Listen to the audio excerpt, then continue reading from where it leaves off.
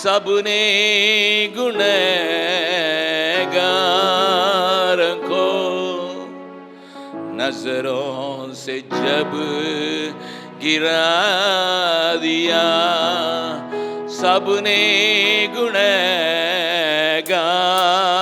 को नजरों से जब गिरा दिया, तूने मसीही में मेहरबान अपने गले लगा लिया, सबने गुनहगार को नजरों से जब गिरा दिया।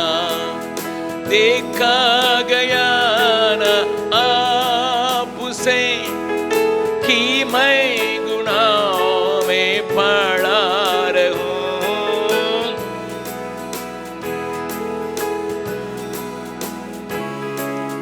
कि मैं गुनाहों में पड़ा रहूं। मेरी नजात के लिए तूने लहू बहा दिया, मेरी नजात के लिए तूने लहू बहा दिया। तूने मसीही में मेहरबान अपने गले लगा लिया, सबने गुनहगार को नजरों से जब गिरा दिया,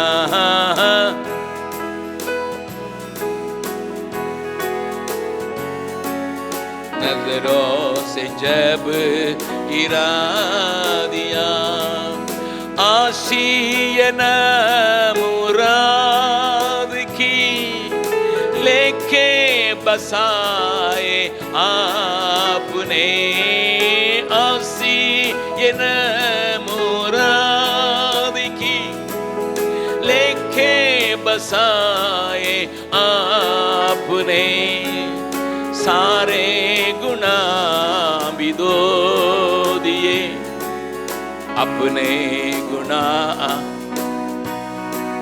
दिया, सारे गुनाह धो दिए, आपने गुनाह मिटा दिया। तूने मसीही मेहरबान अपने गले लगा लिया, सबने गुनहगार को नजरों से जब गिरा दिया, सबने गुनहगार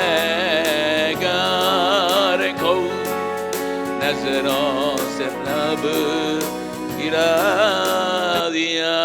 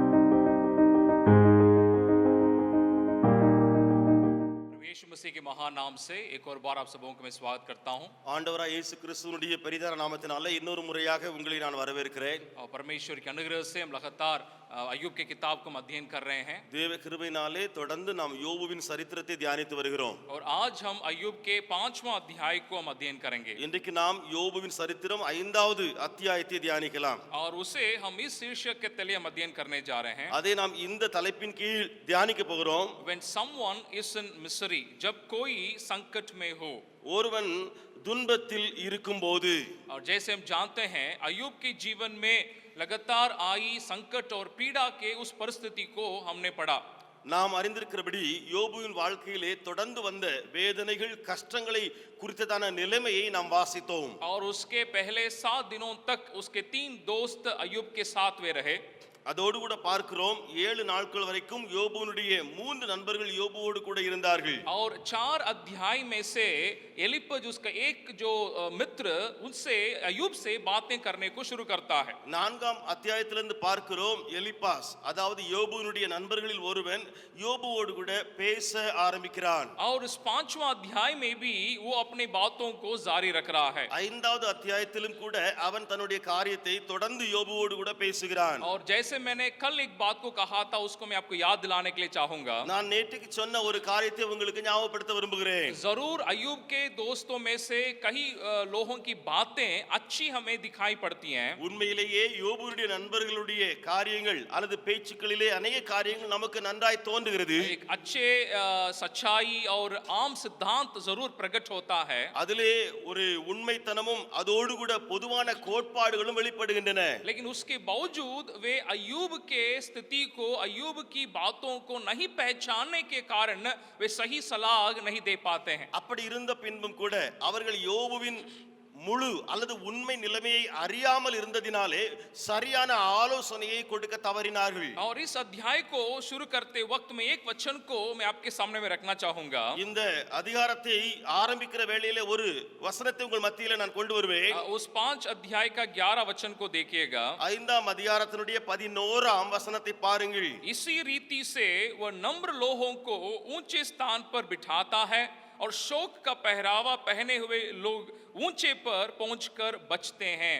தாழ்ந்தவர்களை உயரத்திலே வைத்து துக்கிக்கிறவர்களை ரட்சித்து உயர்த்துகிறார் என்று 10வது வசனத்திலே தமிழிலே பார்க்கிறோம். और जरूर यहाँ एक ये वचन बहुत एक सुंदर वचन को एलिपज कहता है உண்மையிலேயே இந்த எலிப்பாஸ் என்பவன் உண்மையான ஒரு நல்ல வசனத்தை தான் பேசுகிறான். कि किस प्रकार परमेश्वर नम्र लोगों को उठाता है करके वो कहता है। எப்படியாக தேவனாய கர்த்தர் தாழ்மை உள்ளவர்களை உயர்த்துகிறார் என்று சொல்லி பார்க்கிறோம். लेकिन सवाल ये है कि उस प्रकार का एक बर्ताव वो खुद अय्यूब के साथ नहीं कर रहा है। ஆனால் அதை ஆழமாக பார்த்தால் அப்படிப்பட்ட ஒரு காரியத்தினுடைய நடவடிக்கை அல்லது ஈடுபாடை அவன் யோபுவோடு கூட செய்யாமல் போகிறான். परमेश्वर के प्रति जानकारी रखना एक बात है, தேவனை குறித்து அறிகிற அறிவு ஒரு காரியம், लेकिन उस प्रकार में दूसरों के साथ बर्ताव करना अनिवार्य है और महत्वपूर्ण है। ஆனால் அதை குறித்த அல்லது அந்த அறிவோடு கூட மற்றவர்களோடு கூட பழகுவது வேறு ஒரு காரியம்.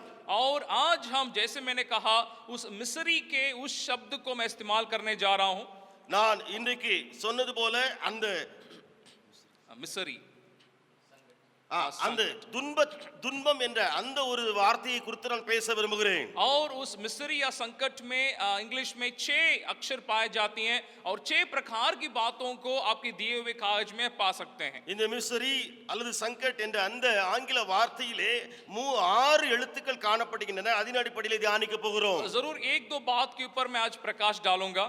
இன்றைக்கு 1-2 காரியத்தின் மேலே நான் கொஞ்சம் வெளிச்சம் கொடுத்து பேசுவேன். बाकी बातों को आप अपने व्यक्तिगत अध्ययन में जारी रख सकते हैं। வரும் காரியங்களை அல்லது பிற காரியங்களை உங்களுடைய தனிப்பட்ட தியானத்திலே தியானித்துக் கொள்ளுங்கள். उसके पहले विषय को मैं आपके सामने आज मैं रखना चाहूंगा। அதிலே இருக்கிற முதல் குறிப்பை நான் உங்கள் மத்தியிலே பேச விரும்புகிறேன்.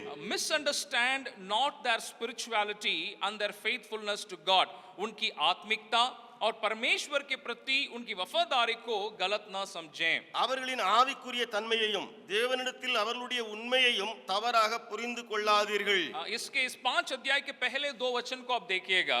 இந்த 5வது அதிகாரத்தினுடைய முதல்ல 2 வசனங்களை நீங்கள் பார்த்தால் एलिपज इस प्रकार कह रहा है, எலிப்பாஸ் இப்படியாக சொல்லுகிறான், पुकार कर देख क्या कोई है जो तुझे उत्तर देगा, और पवित्रों में से तू किसकी ओर फिरेगा, क्योंकि मूढ़ तो खेद करते करते नष्ट हो जाता है और भोला जलते जलते मर मिटता है। இப்போது கூப்பிடும் உமக்கு உத்தரவு கொடுப்பார் உண்டோ, பார்ப்போம். பரிசுத்தவான்களில் யாரை நோக்கி பார்ப்பீர்? கோபம் நிர்மூடனை கொள்ளும், பொறாமை புத்தி இல்லாதவனை அதம் பண்ணும். जैसे मैंने कहा, एलिपज आगे जाके वो ये कह रहा है कि परमेश्वर एक झुके हुओं को, नम्र लोगों को उठाने वाला है। நான் சொன்னது போல அந்த எலிப்பாஸ் அப்படி பேசி பேசி அவன் இப்படியாக பேசினான் என்று சொல்லி தேவனாய கர்த்தர் தாழ்ந்தவர்களை உயர்த்தி வைக்கிறார் என்று சொல்லி அவன் சொன்னான். लेकिन उसके बर्ताव में उस प्रकार की बात यहाँ नहीं दिखाई पड़ रही हैं। ஆனால் அவன் பழகுகிற அல்லது ஈடுபடுகிற விதத்திலே அந்த காரியம் வெளிப்படவில்லை. वो इस प्रकार एक आशा से भरी बातों को नहीं, एक विनाश से भरी बातों को अय्यूब से कह रहा है। அவன் நம்பிக்கை கொடுக்கக்கூடிய அல்லது நம்பிக்கை இருக்கக்கூடிய காரியங்களை யோபுவிடம் பேசாமல் அழிவுக்கு உண்டாகிற அல்லது அழிவுக்கு அடுத்த காரியங்களே பேசுகிறான். वो अय्यूब से कह रहा है कि तुम पुकार के देखो, क्या कोई है जो तुम्हें उत्तर दे सकता है। அவன் யோபுவிடத்தில் சொல்கிறான், கூப்பிடும் உமக்கு உத்தரவு கொடுப்பார் உண்டோ, பார்ப்போமே. और उसकी खेद की पीड़ा की प्रार्थना को मूड करके वो समझता है। அவனுடைய உள்ளத்தின் அல்லது வேதனையிலிருந்து உண்டாகிற அந்த ஜெபம் இருக்கிறதே, அதை அவன் மூர்க்கத்தனமாக எண்ணுகிறான். और इसलिए मैंने उस पहले विषय में इस बात को आपके बीच रखना चाहूंगा। ஆகையாலே முதலாவது அந்த குறிப்பிலே இந்த காரியத்தை உங்கள் மத்தியிலே பேச விரும்புகிறேன். हम दूसरों की प्रार्थना को, दूसरों की आत्मिकता को हम किस प्रकार हम समझते हैं। பிறருடைய விண்ணப்பங்களையும் பிறருடைய ஆவிக்குரிய தன்மைகளையும் எவ்வாறு நாம் புரிந்து கொள்கிறோம்? ये हमारे घर के अंदर हो सकता है, இது நம்முடைய வீட்டுக்குள்ளே நடக்கலாம், या दोस्तों के बीच हो सकता है, நண்பர்களிடத்தில் உண்டாகலாம், और खास तौर से जब हॉस्टल में रहते हैं बच्चों के बीच ये संभावना है। விசேஷமாக ஹாஸ்டல்ல இருக்கிற பிள்ளைகள் மத்தியில் இந்த காரியம் உண்டாகலாம். यानी मैं जिस प्रकार मैं अपने को आत्मिक समझता हूं, जिस प्रकार मैं प्रार्थना करता हूं, वैसे हम दूसरों से हम अपेक्षा कर सकते हैं। அதாவது நான் எப்படி விண்ணப்பிக்கிறோமோ, நாம் எப்படி ஜெபிக்கிறோமோ அப்படியே நாம் பிறரிடத்திலேயும் எதிர்பார்க்கலாம். एक बात मुझे याद में आती है। ஒரு காரியம் என்னுடைய ஞாபகத்துக்கு வருகிறது. मैं 11वीं क्लास पढ़ते वक्त मैं अपने जीवन को प्रभु को अर्पण किया था, मैं प्रभु में आया था। நான் 11வது வகுப்பு படிக்கிற வேளையிலே தேவனை ஏற்றுக்கொண்டு ஆண்டவரிடத்தில் வந்தேன். और उस समय हम लोग जवान मिल करके सप्ताह में एक दिन एक संगति करते थे। அப்பொழுது நாங்கள் வாலிபர்களாக கூடி வாரத்தில் ஒரு நாள் ஐக்கியம் கொண்டு ஜெபித்து வந்தோம். और महीना में एक दिन हम ऑल नाइट प्रेयर भी हम लोग करते थे। மாதத்துல ஒரு முறை நாங்கள் முழு இரவு ஜெபங்களை நடத்தி வந்தோம். उसमें मेरे जैसे 11वीं में पढ़ने वाले 2-3 छात्र थे। என்னுடைய எண்ணத்தின்படி அந்த 11வது வகுப்புல படித்துக் கொண்டிருந்த 2-3 மாணவர்கள் இருந்தார்கள். बाकी सब हमसे भी छोटे-छोटे बच्चे भी, लड़के भी उस प्रार्थना में शामिल होते थे। மற்றவர்களை பார்த்தோம் என்று சொன்னால் எங்களை காட்டிலும் குறை வயது உள்ளவர்கள் அல்லது சிறிய பிள்ளைகளாக இருக்கலாம். मैं उस ऑल नाइट प्रेयर के लिए बहुत आशा के साथ मैं वहां उस पे शामिल होता था। நான் அந்த முழு இரவு ஜெப கூட்டத்திலே நம்பிக்கையோடு கூட கலந்து கொண்டு வருவேன். मेरे घर से लगभग 6 किलोमीटर दूर में होता था, और मैं साइकिल से स्कूल खत्म करके मैं अपने घर जाके फिर साइकिल से वहां जाके उस ऑल नाइट प्रेयर में भाग लेता था। நான் என்னுடைய வீட்டிலிருந்து சைக்கிளிலே ஸ்கூலுக்கு போய் திரும்ப அங்கே இருந்து நான் சைக்கிளிலேயே அந்த முழு இரவு ஜெப கூட்டத்துக்கு போய் கடந்து கொண்டு வருவேன். सारे लड़के मेरे समान पढ़ने वाले नहीं थे। எல்லா பையங்களையும் பார்த்தான்னு சொன்னா என்னை போல படிக்கிறவர்களாக இல்லை. कुछ लोग काम करने वाले बच्चे भी थे उनके घर की स्थिति के कारण। சில பையங்கள் அல்லது பிள்ளைகள் அவருடைய வீட்டு நிலைமையினாலே அவர்கள் வேலை செய்து வந்தார்கள். और इसलिए पूरा दिन काम करके वे थक जाते थे। ஆகையினாலே முழு பகலிலேயும் வேலை செய்து அவர்கள் களைத்து விடுவார்கள். एक ऑल नाइट प्रेयर में इस प्रकार की घटना हुआ। ஒரு முழு இரவு ஜெபத்தில் நடந்த சம்பவம் இது. हम लोगों का ये आदत थी कि हम लोग सब कोई घुटना में हो करके एक राउंड में हम लोग एक पारी करके हम लोग प्रार्थना करते थे। எங்களுடைய பழக்கம் இப்படியாக இருந்தது. எப்படி என்று சொன்னால் எல்லாரும் வட்டமாக நாங்கள் முழங்காலில் நிற்போம், ஒவ்வொருவராக முடிந்த பின்பு வரிசையாக ஜெபிப்போம். और हम लोग उस प्रकार एक जो प्रार्थना खत्म करेगा उसके बगल में जो है वो प्रार्थना जारी रखेगा।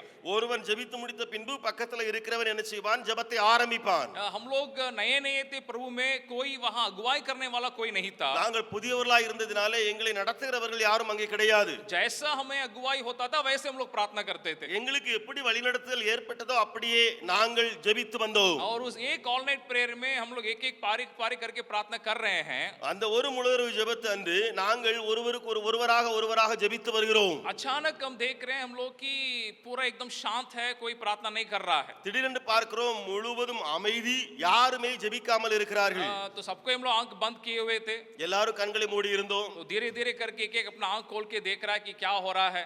ஒவ்வொருவராக மெதுவாக தன்னுடைய கண்களை திறந்து பார்க்கிறார்கள் என்ன நடக்கிறது. तो एक लड़का जो है पूरा एकदम मुंह के बल वो सो गया।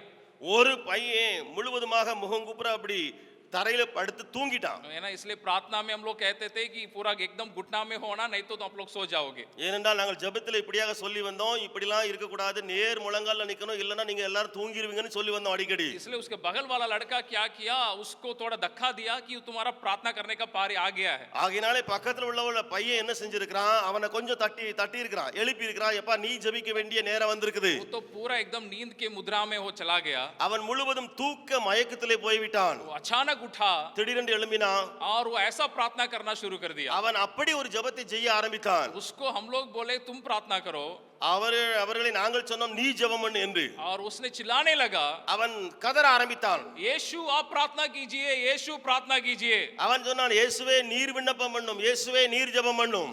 सारे लड़के हम लोग पूरा हंसने लगे, पूरा सारी प्रार्थना हंसी होगी। எல்லா பையங்களும் ஜெபிக்கிறத விட்டுட்டு எல்லாரும் சிரிக்க ஆரம்பித்தாங்க. ஒரே சிரிப்பா இருந்தது. इसको मैं क्यों कह रहा हूँ, ஏன் சொல்லுகிறேன், वो जरूर हम लोग उस लड़के को समझ पा रहे थे। அந்த பையனை நாங்கள் புரிஞ்சிட்டோம், இதான் காரணம். और पूरा दिन वो काम करके थका हुआ था, முழு பகலும் வேலை செய்து களைத்தவன்.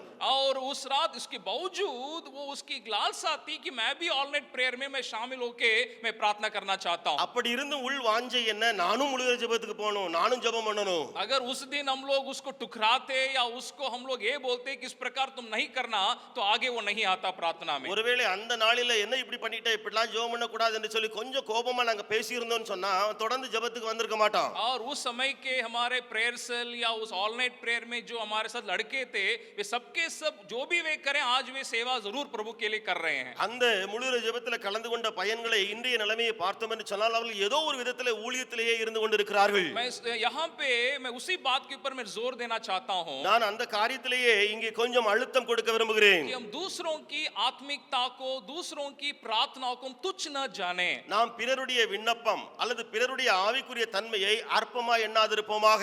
खास तौर से खेद और पीड़ा के संदर्भ में हम उनको तुच्छ न जाने। விசேஷமாக பார்த்தோம் என்று சொன்னால் வேதனை அல்லது ஒரு பெரிய துக்கம் துன்பம் அதிலே அவர்களை அற்பமா எண்ணக்கூடாது. एक बात को आप जानते हैं जो हन्ना की जीवन में जो हुआ था, நீங்கள் அறிந்திருக்கிறபடி ஒரு காரியம் உண்டு, அன்னாவின் வாழ்க்கையிலே நடந்தது. उसको भी जरा आप देखिएगा। पहला शामुएल के उसके पहले अध्याय में उसको पाते हैं, 1 சாமுவேலின் புத்தகம் 1ஆம் அதிகாரத்திலே நாம் அதை பார்க்கிறோம். और उसके 10वां वचन में से कुछ वचनों को मैं यहाँ पढ़ना चाहूंगा। அதிலே 10வது வசனத்திலிருந்து சில வசனங்களை நான் அங்கே வாசிக்க போகிறேன். यहाँ हन्ना की प्रार्थनाओं को वहां पे अब देख रहे हैं। அன்னாளின் ஜெபத்தை அங்கே நாம் பார்க்கிறோம். वो मन में व्याकुल होकर यहोवा से प्रार्थना करने और बिलक बिलक कर रोने लगी। அவள் போய் மனங்கசந்து மிகவும் அழுது கர்த்தரை நோக்கி விண்ணப்பம் பண்ணி.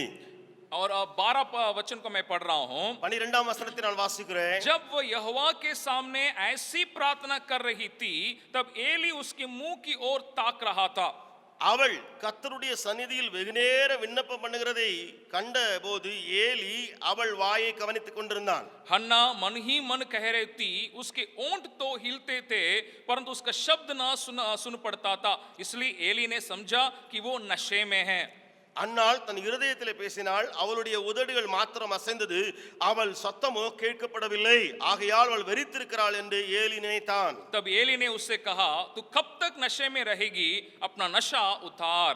ஏலி அவளை நோக்கி நீ எதுவரைக்கும் வெறித்திருப்பாய், உன் குடியை உன்னை விட்டு விலக்கு என்றான். हन्ना ने कहा, नहीं हे मेरे प्रभु, मैं तो दुखिया हूँ, मैंने ना तो दाखमधु पिया है और न मदिरा, मैंने अपने मन की बात खोलकर यहोवा से कही है।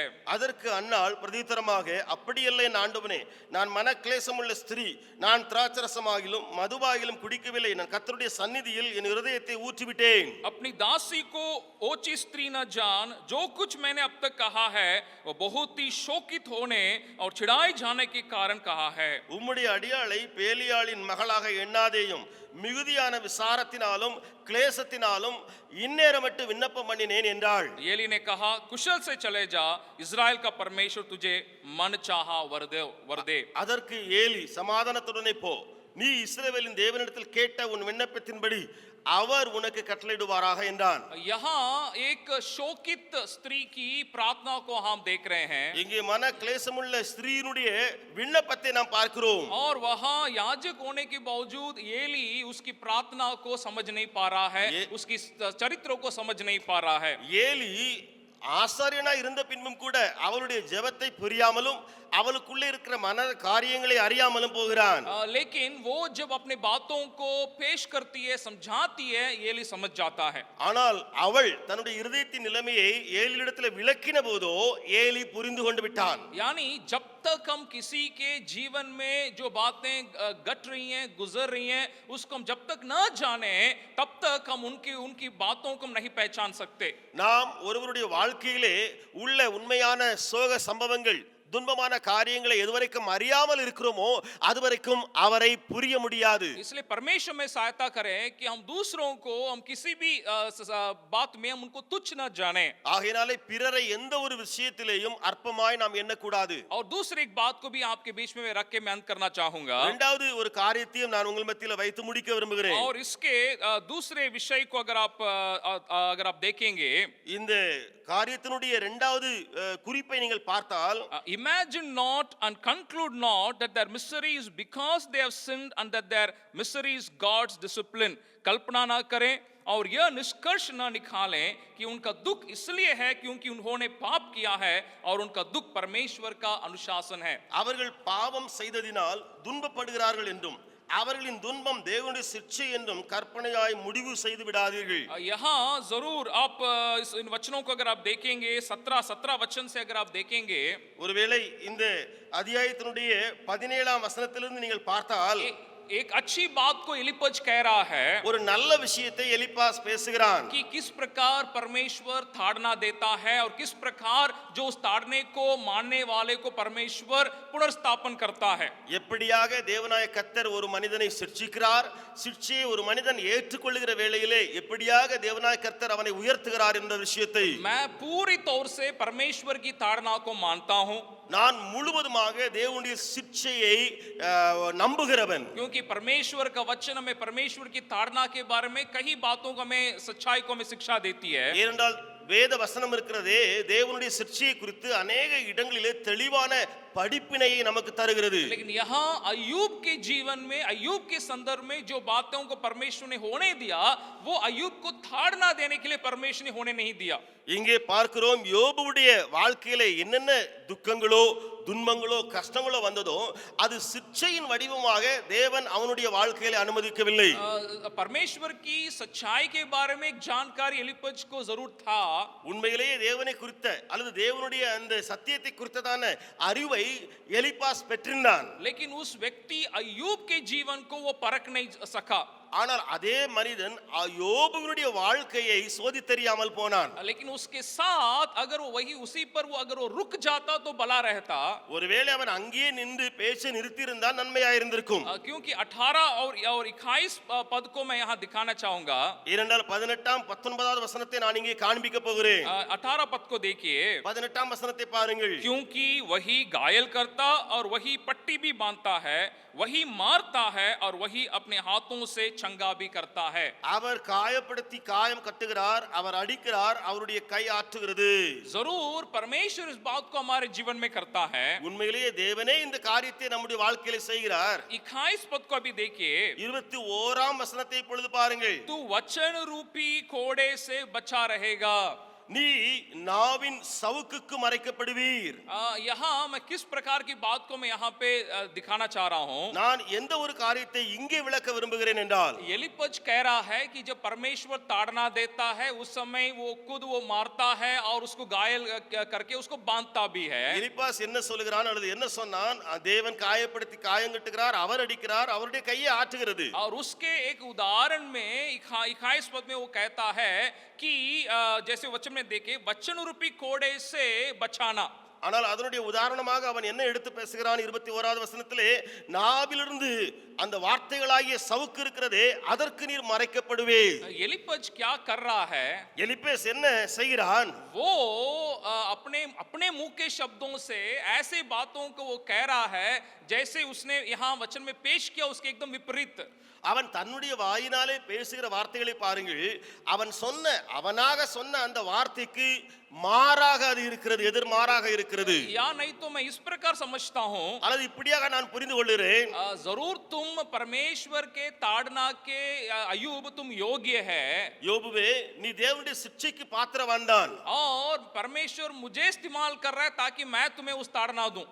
தேவன் என்னை பயன்படுத்துகிறார், நான் அந்த சிட்சையை கொடுக்கட்டும். कभी कभी हम दूसरों के जीवन में अगर हम हमारे चलते अगर उनको कोई चोट लगा हो, ஒருவேளை பிறருடைய வாழ்க்கையிலே நம் மூலமாக ஏதாவது ஒரு காயம் ஏற்பட்டால் हम अपने को इस प्रकार हम समझ सकते हैं. நாம் நம்மை எப்படி புரிந்து கொள்கிறோம்? ये जरूर इस प्रकार उसने गलती किया, ताड़ना के लिए वो योग्य है. இவன் இப்படி தவறு செய்தான், இவன் அந்த ஒரு சிட்சைக்கு போதுமான ஆளு. और मुझे परमेश्वर ने मुझे इस्तेमाल किया उसको ताड़ना देने के लिए. தேவனோ என்னை பயன்படுத்தி இருக்கிறார் அவனை சிட்சைக்கு உட்படுத்த. आप जानते होंगे इतिहास में अडोल्फ हिटलर को जानते होंगे. நீங்கள் வரலாற்றிலே அடால்ஃப் ஹிட்லரை குறித்து அறிந்திருப்பீர்கள். और वे अपने किताब मेन कैंप करके उनके किताब में इस प्रकार वे लिखते हैं. அவர் தன்னுடைய புத்தகத்தில் இப்படியாக எழுதியிருக்கிறார். आप जानते होंगे कि लगभग 6 लाख यहूदियों को उसने मारा. நீங்கள் அறிந்திருக்கிறபடி 6 லட்சம், கிட்டத்தட்ட 6 லட்சம் யூதர்களை அவர் கொண்டு போட்டார். और उस युद्ध में कई मसीहों को, जर्मन के मसीहों को भी अडोल्फ हिटलर ने शामिल कराया. அந்த யுத்தத்திலே ஜெர்மனியருடைய अनेகரை அவர் பயன்படுத்தினார். और वे मसीह होने के बावजूद वे यहूदियों को मारने में वे अडोल्फ हिटलर के साथ दिए. அவர்கள் கிறிஸ்தவர்களாக இருந்தாலும் அந்த ஜெர்மனியை சேர்ந்தவர்கள் அந்த யூதர்களை அழிக்கக்கூடிய திட்டத்திலே அடால்ஃப் ஹிட்லரோடு கூட இணைந்தார்கள். इसका कारण क्या है? காரணம் वो उस मेन कैंप के किताब के द्वारा उन जर्मन के मसीहों को ये उनके बीच में पेश किया कि यहूदी इस प्रकार की ताड़ना पाने के योग्य हैं. அவர் அந்த புத்தகத்திலே விளக்கி வர்ணித்திருப்பது என்னவென்று சொன்னால், அந்த யூதர்கள் சிட்சையை பெறுகிறார்களே அவர்கள் அதற்கு பாத்திரவான்கள். उसका उसने एक कारण बताया. அதற்கு அவர் ஒரு காரணம் சொல்லி இருக்கிறார். उसने ऐसा लिखा है, அவர் எழுதி இருக்கிறார், देखिए जर्मन के मसीही लोग, ஜெர்மனிய கிறிஸ்தவர்களே பாருங்கள், ये यहूदी हैं जो आपके यीशु मसीह को मुआया.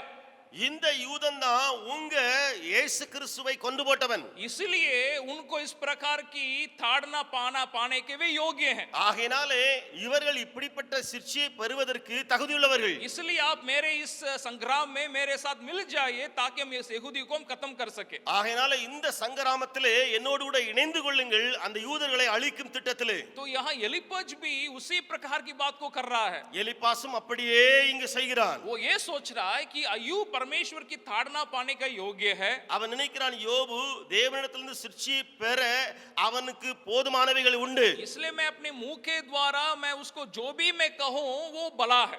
ஆகையினாலே என்னுடைய வாயின் வார்த்தைகளால என்ன சொன்னாலும் அது நன்மைதான். और इस बात में हमें सतर्क रहना हमें बहुत जरूरी है இந்த காரியத்திலே நாம் அதிக எச்சரிக்கையாக இருக்க வேண்டியது. कि हम उस प्रकार के विचार में एलिपज के जैसे के विचार में हम चले नहीं आए. நாம் அந்த எலிப்பாசனுடைய எண்ணங்கள் உடையவர்களாய் இருந்து விடக் கூடாது. हम दूसरों को तोड़ने के लिए नहीं, उनको बनाने के लिए हम बुलाए गए हैं. பிறரை உடைத்து போட அல்ல, பிறரை எழுப்ப அல்லது எழுந்து கட்டுவதற்காக நாம் அழைக்கப்பட்டிருக்கிறோம். इसी संदर्भ में एक मिशनरी की कहावत को मैं आपके बीच में रखना चाहूंगा இந்த சந்தர்ப்பத்திலே ஒரு மிஷனருடைய கூற்றை உங்களுக்கு நான் சொல்ல விரும்புகிறேன். कि हम किस प्रकार हमें दूसरों के साथ हमें बर्ताव करना है. பிறரோடு எப்படி நாம் ஈடுபட வேண்டும். और आप जानते होंगे दक्षिण भारत में तमिलनाडु में திருநெல்வேலி करके एक जगह है. நீங்கள் அறிந்திருக்கிறபடி தென்னிந்தியாவிலே தமிழ்நாட்டிலே திருநெல்வேலி என்ற ஒரு இடம் இருக்கிறது. और उन इलाका में एमी कार्माइकल नामक मिशनरी वहां पे सेवा किए. அங்கே ஏமி கார்மைக்கல் என்ற ஒரு மிஷனரி ஊழியம் செய்து வந்தார்கள். और उनके द्वारा परमेश्वर ने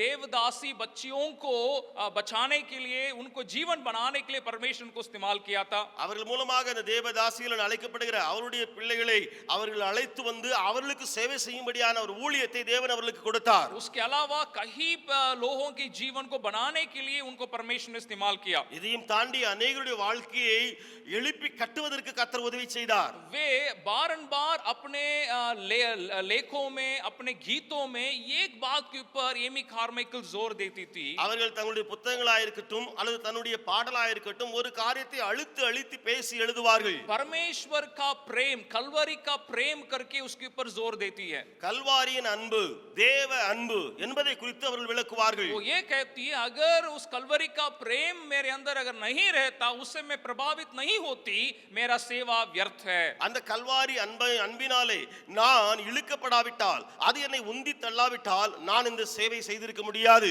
उनका लिखी हुई एक बात को मैं दिखाने के लिए चाहूंगा. அவரால் எழுதப்பட்ட ஒரு காரியத்தை நான் சொல்லுவேன் என்று சொன்னால், If I fear to lose my reputation for kindness, अगर मुझे ये डर है कि दया दिखाने से अपनी प्रतिष्ठा खो जाएगा, ஒருவேளை நான் அன்பு அல்லது இரக்கம் பாராட்டுவதனாலே அந்த ஒரு புகழை நான் இழந்து போவேன் என்று சொன்னால், if I put my own good name before the others highest good, अगर मैं अपना अच्छा नाम दूसरों की भलाई से पहले रखूंगा, ஒருவேளை என்னுடைய பெயரை பிறருக்கு உண்டாகிற நன்மைகளுக்கு மேலாக நான் வைப்பேன் என்று சொன்னால், then I know nothing of Calvary's love. तब मैं कलवारी प्रेम के बारे में कुछ नहीं जानता.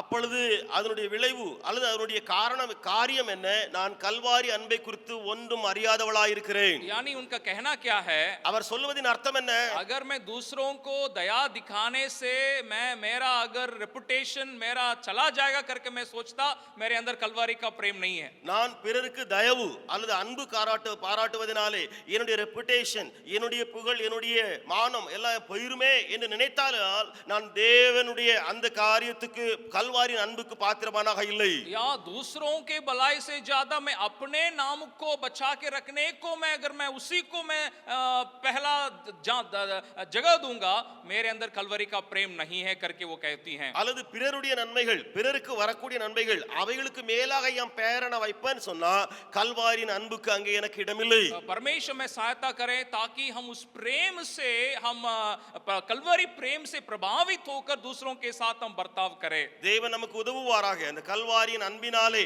நாம் ஈர்க்கப்பட்டு பிறருக்கு உதவி செய்வோமாக. इसी कारण एमी कार्माइकल को परमेश्वर ने इस्तेमाल किया. இந்த காரணத்தினாலே ஏமி கார்மைக்கலை தேவன் பயன்படுத்தினார். उन दिनों के एक बहुत बड़े एक डाकू को परमेश्वर में लाने के लिए, ஒரு பெரிய கொள்ளைக்காரன் அவனை ரட்சிப்புக்குள் வழிநடத்த தேவன் பயன்படுத்தினார். सारी बातों को कहने का समय नहीं है, எல்லாவற்றையும் சொல்ல நேரம் எனக்கு போதாது. शायद सुने होंगे जम्बू लिंगम और काशी नामक बहुत बड़े डकैत थे. காசி அதாவது ஜம்புலிங்கம் என்று சொல்லி ஒரு பெரிய தீவிரவாதி இருந்தான். और he was a highway robber, वो एक हाईवे रॉबर था. அவன் அந்த ஹைவே ராபர் கொள்ளைக்காரன் என்று சொல்லி சொல்லுவோமே, அந்த கொள்ளைக்காரனா இருந்தான். उसको रेड टाइगर या रॉबिन हुड करके उन दिनों में लोग कहते थे. ரெட் டைகர், ராபின் ஹுட் என்று சொல்லி அவனை சொல்லுவார்கள் அந்த காலகட்டத்திலே. लेकिन एमी कार्माइकल उनको प्रभु में ला सकी. ஆனால் ஏமி கார்மைக்கல் அவர்களை ரட்சிப்புக்குள் வழிநடத்தினார்கள். उनके जब वो जेल में जब वो बंद था, அவன் சிறையிலே அடைக்கப்பட்ட போது जो उनको दोबारा जब उनसे एमी कार्माइकल ने मिला, இரண்டாவது முறை போய் ஏமி கார்மைக்கல் அவரை சந்தித்தார். परमेश्वर के वचन को उनको दिया, வேத வசனத்தை கொடுத்தார். आखिरी में वो एक पुलिस को एनकाउंटर में वो मारा गया. கடைசியிலே போலீஸ் என்கவுண்டரிலே அவர் கொல்லப்பட்டார். कई लोगों को जम्बू लिंगम के बारे में एक गलत विचार पाया गया. अनेகருடைய உள்ளத்திலே ஜம்புலிங்கத்தை குறித்து தவறான எண்ணம் உண்டாயிருந்தது. लेकिन एमी कार्माइकल अपने किताब में इस प्रकार एक बात को पेश करती है. ஆனால் ஏமி கார்மைக்கல் தன்னுடைய புத்தகத்திலே ஒரு காரியத்தை எழுதுகிறார்கள். वो एक बेगुनाह मनुष्य था पहले. முதலாவது அவன் குற்றமற்றவனாக பாவம் இல்லாதவனாக இருந்தான். लेकिन एक गलत आरोप उसके ऊपर लगने के कारण वो इस प्रकार के एक स्थिति में वो आ पहुंचा. ஆனால் அவன் மேலே தவறான ஒரு குற்றம் சுமர்த்தப்பட்டதனால இந்த நிலைமைக்குள் அவன் தள்ளப்பட்டான். लेकिन वो मरने के बाद जब उसके बाइबल जब पाया गया, एमी कार्माइकल के पास जब उसका बाइबल आया, ஆனால் அவன் மரித்த பின்பு ஏமி கார்மைக்கல் அவரிடம் அவனுடைய பயன்படுத்தின வேதாகமம் கிடைத்தபோது उस बाइबल में जम्बू लिंगम ने दो बातों को लिख के रखा था. அதிலே ஜம்புலிங்கம் ரெண்டு காரியத்தை எழுதி வைத்திருந்தார். एक इमानुएल मेरा सहायक करके लिखा हुआ था. அதுல ஒரு விஷயம் இப்படி, இம்மானுவேல் என்னுடைய உதவியாளர். और व्यवस्था विवरण 32 अध्याय के 10 वचन को भी उसमें लिख के रखा था. அப்படியே உபாகமம் 32வது அதிகாரம் 10வது வசனத்தையும் எழுதி வைத்திருந்தார். कि मरुभूमि में उस परमेश्वर ने मुझे पा लिया है. வனாந்திரத்திலே தேவனாய கர்த்தர் என்னை கண்டார். जरूर जम्बूलिंगम को कई लोग गलत समझे, உண்மையிலேயே ஜம்புலிங்கத்தை அநேகர் தவறாய் புரிந்தார்கள். गलत काम करने के लिए उसको प्रभावित कर दिए. தவறான காரியங்களை செய்வதற்கு அவனை உற்சாகப்படுத்தி कोई உந்தி தள்ளினார்கள். कोई भी उसके पास नहीं पहुंच सकता था. யாரும் துணிச்சலோடு அவன் பக்கத்துல போக முடியாது. लेकिन कलवरी के प्रेम से प्रभावित होने के कारण ஆனால் கல்வாரின் அன்பையினாலே தாக்கப்பட்டவனாக येमी कार्माइकल ना केवल उस तक पहुंच पाई, ஏமி கார்மைக்கேல் அந்த அன்பினால் இழுக்கப்பட்டு அவனிடத்திலே போனது மாத்திரமல்ல, उसको प्रभु में वो ला सकी. அவனை தேவனுக்காக சம்பாதித்தார்கள். परमेश्वर हमें सहायता करे தேவன் உதவி செய்யட்டும் நமக்கும். कि हम भी दूसरों को हम तुच्छ न जाने பிறரை நாமும் அற்பமாய் எண்ணாமல் और कलवरी के प्रेम से प्रभावित होके हम बर्ताव करें. கல்வாரி அன்பினாலே நாம் இழுக்கப்பட்டு ஈடுபடுவோமாக. आइए हम प्रार्थना करें. வாருங்கள் நாம் ஜெபிக்கலாம்.